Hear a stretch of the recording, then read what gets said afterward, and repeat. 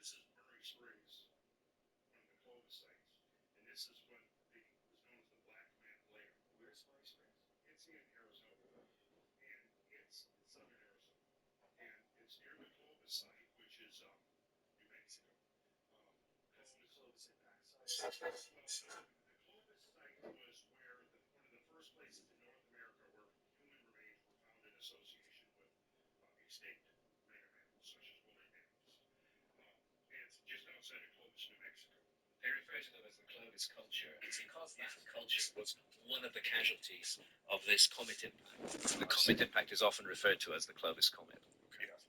And many of these Clovis sites, and there's been over 50 of them around now documented over North America, I think about 2/3 of them have this black mat layer, which shows up very clearly in this image. Now, that black mat layer is black because of the considerable amount of carbon soot that's in it. So in other words, right there, that's the evidence of your wildfires, is that this blanket of soot over the continent that left this black mat layer. And below that black mat layer, you'll find extinct megamammals. Like here, you see the yellow arrow there points to the black mat layer. Now, if you look up, you'll see how it's more buff colored. That was the color of all of the soot that dispersed and colored the other adjacent layers. The bones below are the bones of extinct mammals. The bones found above it are extant or still existing mammals. And that layer separates these two domains of extinct mammals and extant mammals. Just a very clear line. Yeah, and you can see it shows up so clearly. Right. To people who are listening to this, when we're looking at the original image that Randall showed, it's almost like an Oreo cookie.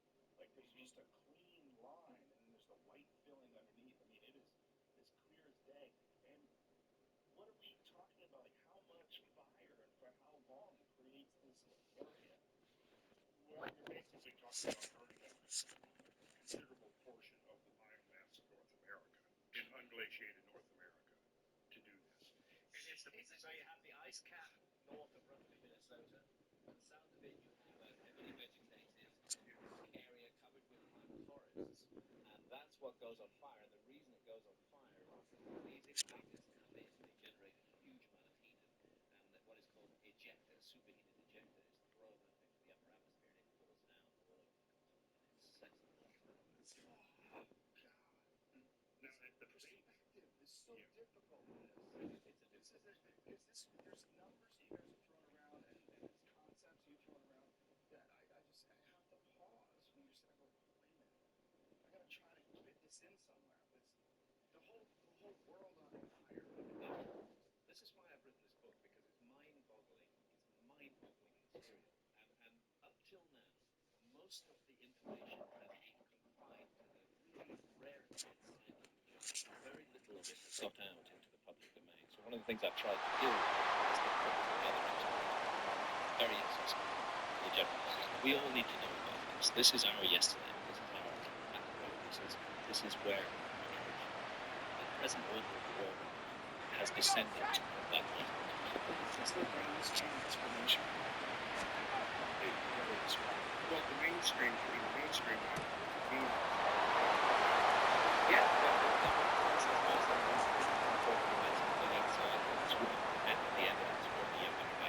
Because they have triumphed.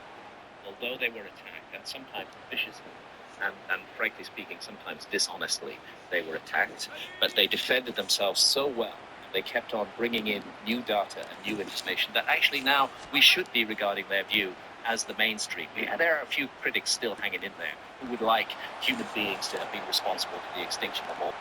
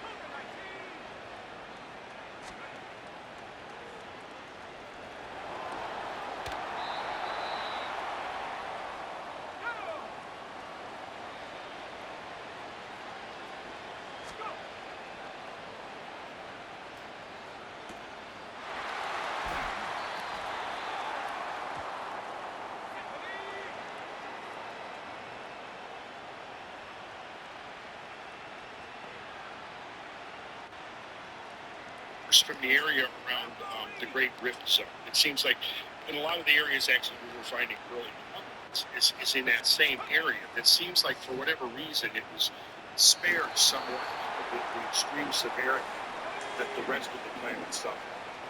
It's an interesting situation because when we look at the arguments of history and archaeology, very little of the story is told in North America. As it's taught in schools and universities today. You know, they look at places like Sumer, Mesopotamia, ancient Egypt.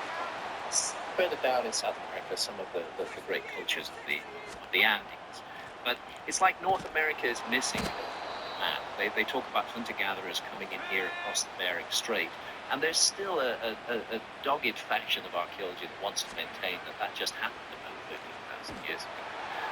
And that there was no human beings in the Americas before that, although the mass of evidence is overwhelming that problem as well. It's obvious that the Americans were populated long before that. Those populations did not only come in across the Bering Strait, they came in other ways as well. And then there just seems to be nothing for a very long time. And North America is kind of left out of the story of civilization. Well, now I think we know why. Because North America was at the heart of this disaster. It was at the absolute epicenter, and the slate was completely wiped clean. And that's what archaeologists are looking at. They're seeing a wiped clean slate, and they think they're seeing the beginning of something. Actually, they're not. They're seeing the movement on of something after a horrendous disaster. It's so hard to wrap my mind around this idea that for literally 1,000 years, the Earth was just riddled with asteroid impacts, fire, nuclear winter because of the dust, and mass extinction of. It's so hard. The numbers that you're throwing around, the ideas behind it. It's very difficult for folks to. Can I put something in there that brings it home in a way? See, this event 12,800 years ago, we know about it was caused by fragments of a very large. The work suggests that comet may have been more than 100 kilometers in diameter originally when it entered the inner solar system. See, That's like 62 miles, right? Yeah, some big old. These comets, they come in from deep space.